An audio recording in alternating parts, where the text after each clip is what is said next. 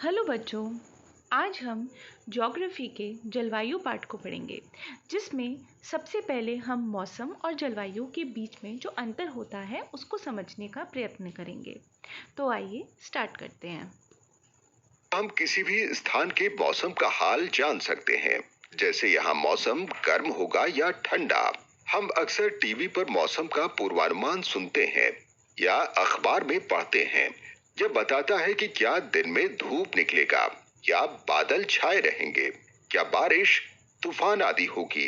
हम अक्सर आगामी दिनों के लिए भी पूर्वानुमान लगाते हैं। मौसम के लिए सूरज जिम्मेदार है। पृथ्वी की सतह, महासागर, वायुमंडल आदि सूरज से गर्मी अवशोषित करते हैं, लेकिन सभी जगहों को इसके लिए समान अवसर नहीं मिलता है। मतलब कुछ स्थानों पर सूर्य की किरणें अधिक गिरती हैं, जिससे वहां अधिक गर्मी होती है, और कुछ स्थानों पर यह कम होता है और वे स्पष्ट रूप से ठंडे होंगे। दिन भर तापमान समान नहीं रहता है। सुबह सुबह सूर्योदय के समय मौसम ठंडा रहता है, क्योंकि धरती रात भर धीरे धीरे ठंडी हो जाती है। ठंडी सतह के पास की हवा भी ठंडी होती है, इसलिए भोर का समय सबसे ठंडा होता है। दोपहर का समय आमतौर पर सबसे गर्म समय होता है, क्योंकि सतह पर कई घंटों तक धूप पड़ती है, इसलिए यह गर्म हो जाती है। तापमान में महीने दर महीने बहुत अंतर होता है, लेकिन किसी भी महीने में विभिन्न दिनों का तापमान तुलनात्मक रूप से समान रहता है। दिसंबर में यह कम रहता है, गर्मियों में यह अधिक होता है। हम इसे ग्राफ में आसानी से देख सकते हैं। 5 दिनों का तापमान आलेखित किया गया है। बारीकी से देखें। आलेखित किया गया तापमान समान नहीं है, लेकिन लगभग मिलता जुलता है। लेकिन विभिन्न स्थानों में तापमान में भारी अंतर हो सकता है। दिसंबर में एक दिन कोलकाता, हैदराबाद, दिल्ली, श्रीनगर के बीच तापमान में अंतर को देखें। Kolkata 11 degree Celsius, Hyderabad 22 degree Celsius, Nai Delhi 4 degree Celsius, Srinagar -2 degree Celsius. इसलिए हम देखते हैं इन शहरों में तापमान में भारी अंतर है। अब सामान्य मौसम की स्थिति जो एक क्षेत्र में प्रबल होती है, उसकी जलवायु बनाती है। जैसे हम कभी भी गोवा जाएं, तो वहां कभी कम तो कभी बहुत गर्मी होगी, जैसे जुलाई में, या फिर थोड़ा ठंडा हो सकता है, जैसे कि दिसंबर। लेकिन कुल मिलाकर वहां का जलवायु गर्म है और हम पूरे साल गोवा में सूती कपड़े पहन सकते हैं।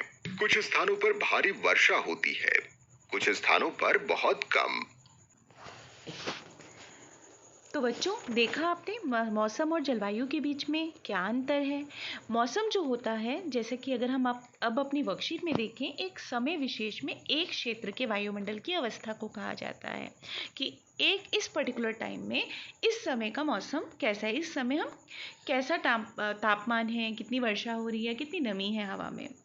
जबकि जलवायु जो होता है किसी विशाल क्षेत्र में, मतलब बड़े क्षेत्र में लंबी अवधि, जैसे 30 वर्ष से अधिक का अनुमान होता है। जैसे कि हम हर साल देखते हैं कि मई जून के महीने में दिल्ली में गर्मी ही पड़ती है, तो ये यहाँ की जलवायु है। लेकिन अगर हम इस समय मौसम की बात करें तो इस समय मौसम ज़्यादा गर्म नहीं है, थोड़ा सा ट्रांजिशन फेस है ठंड के प्रति। अब हम अगला पॉइंट देखते हैं। जो मौसम है एक सीमित क्षेत्र के लिए आंकलित किया जाता है, जैसे एक शहर या एक गांव, जबकि जलवायु का जो क्षेत्र है वो बड़ा होता है। मौसम पल प्रतिपल का हिसाब होता है कि इस घंटे मौसम कैसा है, दोपहर का मौसम कैसा है, शाम का मौसम कैसा है। जबकि जलवायु एक लंबे समय का, जैसे 30 साल। उदाहरण के लिए एक ही दिन में हमारे आसपास कभी धूप होती है, कभी बारिश हो जाती है, रात के समय थोड़ा ठंडा मौसम होता है। जबकि जो जलवायु है वो भारत की जलवायु की अगर हम बेसिकली बात करें तो वो मानसूनी है।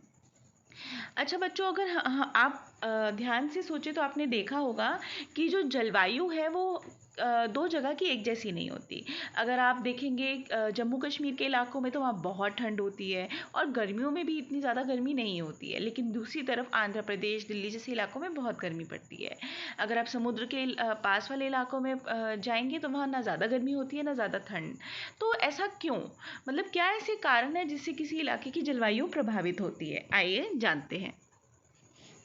जलवायु पाई जाती है और इसका रीजन यही कारक हैं जिनके बारे में अभी हम डिस्कस करने वाले हैं। तो इनमें सबसे पहला कारक है अक्षांश रेखाएं। अब जलवायु अक्षांश रेखाओं से कैसे प्रभावित होती है इसे आप समझिए। पहले में एक पृथ्वी का ग्लोब देखते हैं। तो ये रही आपकी पृथ्वी, इसमें बीच में रही ये आपकी भूमध्य रेखा या जिसे हम विषुवत रेखा कहते हैं। इसके बाद पृथ्वी दो भागों में बट गई। अब ऊपर की तरफ यानी उत्तर की तरफ 23.5 डिग्री में ये है आपकी कर्क रेखा और ठीक इसका उल्टा दक्षिण की तरफ नीचे की तरफ 23.5 डिग्री में ये है आपकी मकर रेखा। दोस्तों अब हम सभी जानते हैं कि साल भर चाहे सूर्य दक्षिणायन हो या उत्तरायण हो या यूं कहें कि उत्तरी ध्रुव की सीध में है या दक्षिणी ध्रुव की सीध में है, विषुवत रेखा यानी भूमध्य रेखा पर उसकी लाइट या रोशनी हर हाल में पहुंचती है। सीधी सीधी पहुंचे या तिरछी होकर पहुंचे, लेकिन पूरे साल भर रोशनी जरूर पहुंचती है। अब जब यहाँ साल भर रोशनी पहुंचती है तो ये वाला एरिया जो है, जो कि भूमध्य रेखा से ऊपर कर्क रेखा तक और नीचे की ओर मकर रेखा तक, ये बीच का एरिया जो है ये गर्म बना रहता है। तो इस एरिया में जितने भी देश आते हैं वो गर्म रहते हैं या यूं कहें कि वहां की जलवायु गर्म रहती है। इसे हम उष्ण कटिबंध कहते हैं। ये वाला एरिया जो है ये ट्रॉपिकल जोन या उष्ण कटिबंध कहलाता है। अब हम जैसे जैसे ध्रुवों की ओर बढ़ते जाते हैं तो सूर्य की रोशनी कैसी पड़ती है, वहां पे सीधी ना पड़ के तिरछी पड़ती जाती है और इस तरह से उसका प्रभाव जो है वो क्या होता है, वो कम होता जाता है। अब यहाँ पे कर्क रेखा के ऊपर की ओर या फिर मकर रेखा के नीचे की ओर जलवायु कैसी होती जाएगी, अपेक्षाकृत ठंडी। किसकी अपेक्षा में, जो हमारा उष्ण कटिबंधीय क्षेत्र यानी कि कर्क रेखा से लेकर मकर रेखा के बीच का एरिया। अब यदि हम अक्षांश रेखा को भारत के संदर्भ में देखें तो हम सभी को पता है कर्क रेखा भारत के मध्य से गुजरती है और मध्य से गुजरी तो भारत का निचला भाग जो है, बीच से नीचे का भाग, वो आ गया उष्ण कटिबंध में, ट्रॉपिकल जोन में।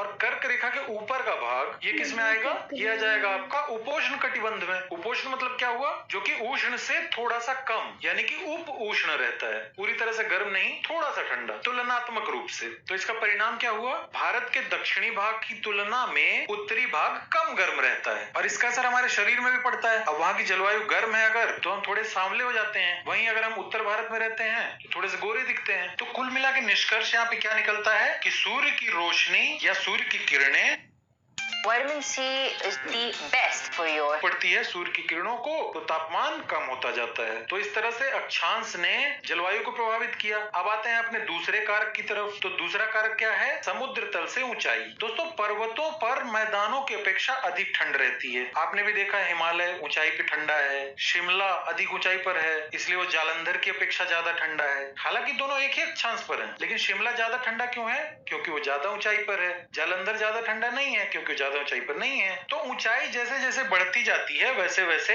तापमान घटता जाता है, पूरी बर्फ जमी रहती है क्योंकि वो ज्यादा ऊंचाई पर है। इसके बाद अगला कारक है दोस्तों महाद्वीपीयता या समुद्र से दूरी। अब हम सभी जानते हैं पानी गर्मी का कुचालक है, यानी बहुत देर में गर्म होता है और बहुत देर में ठंडा होता है। समुद्र के इस समकारी प्रभाव के कारण तट के निकट वाले स्थान है जो, वहां का ताप परिसर कम और आर्द्रता यानी कि नमी ज्यादा होती है, जबकि महाद्वीप के अंदर वाले जो एरिया हैं वो समुद्र के इस प्रभाव से बचे हुए रहते हैं। इससे क्या होता है, वहां पे ताप परिसर ज्यादा होता है और नमी कम होती है। एग्जाम्पल के लिए हम मुंबई और नागपुर को कंपेयर कर लेते हैं। दोनों नगर लगभग एक ही अक्षांश पर हैं, लेकिन समुद्र के प्रभाव की वजह से मुंबई में नागपुर की अपेक्षा तापमान नीचे रहता है और वर्षा अधिक होती है। इसके बाद अगला कारक क्या है, पवनों की दिशा, यानी पवन किस दिशा में बह रही है ये जलवायु पर प्रभाव डालती है। जो पवनें या हवाएं सूखे क्षेत्रों से आएंगी या गर्म क्षेत्र से आएंगी वो क्या करेंगी, वो तापमान बढ़ा देंगी। उदाहरण के लिए लू सभी जानते हैं, एक गर्म हवा है या गर्म पवन है। ठीक इसका उल्टा जो समुद्र की तरफ से वायु आती है वो आर्द्रता लाती है यानी नमी लेकर आती है और वर्षा करती है। इसके बाद अगला कारक है दोस्तों जो जलवायु को प्रभावित करता है वो है वन या वनस्पति। जिस क्षेत्र में ज्यादा वन होंगे वहां की जलवायु कैसी होगी, अपेक्षाकृत ठंडी होगी। भारत में यदि हम इसका उदाहरण देखें तो पश्चिम की ओर जो राजस्थान है यहाँ पे वनस्पति कम है तो यहाँ की जलवायु गर्म और शुष्क रखने में समुद्र का जल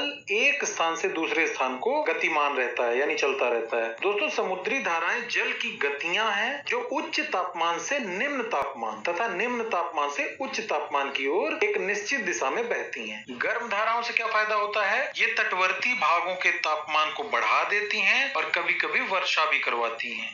तो बच्चों देखा आपने, अगर हम वर्कशीट में भी देखें तो जलवायु को प्रभावित करने वाले कारक सेम हैं, अक्षांश यानी कि हमारे लैटिट्यूड्स, समुद्री तल से कितनी हाइट है उस पर्टिकुलर जगह की, समुद्र तट से दूरी, जो जगह समुद्र तट से जितनी दूर होगी उतना ही उसमें जो तापमान का वेरिएशन आएगा। जैसे दिल्ली समुद्र से दूर है तो यहाँ गर्मी भी बहुत पड़ती है, सर्दी भी बहुत पड़ती है, जबकि मुंबई समुद्र तट के पास है तो वहाँ गर्मी सर्दी ज़्यादा डिफरेंस नहीं होता। वायु दाब और पवन तत्व के बारे में भी हम बात कर चुके हैं, पर हम यहाँ महासागरीय धाराएं के बारे में बात कर चुके हैं कि कैसे ये इम्पैक्ट डालती हैं। अब एक और पॉइंट है उच्चावच, यानी कि स्थलाकृति, पर्वत, पठार या मैदान की स्थिति। किसी स्थान पर ऊंचे पर्वत गर्म या ठंडी वायु की गति को अवरुद्ध कर सकते हैं। आपको पता है जब बारिश होती है, जब पहाड़ से टकराती है तो वो वापसी में बारिश लाती है, तो ये जो पहाड़ है इसकी स्थिति बहुत ही ज़्यादा इंपॉर्टेंट रोल प्ले करती है। अब हम क्वेश्चन आंसर्स देख लेते हैं, बहुत ही आसान है। अगर आपने वीडियो ध्यान से देखा है और वर्कशीट ध्यान से पढ़ ली है एक बार तो आपको समझ आ जाएगा। पहला प्रश्न, जलवायु जलवायु से आप क्या समझते हैं, जलवायु के मुख्य तत्व क्या हैं, ये हम पढ़ चुके हैं, आप इसको लिख सकते हैं आराम से।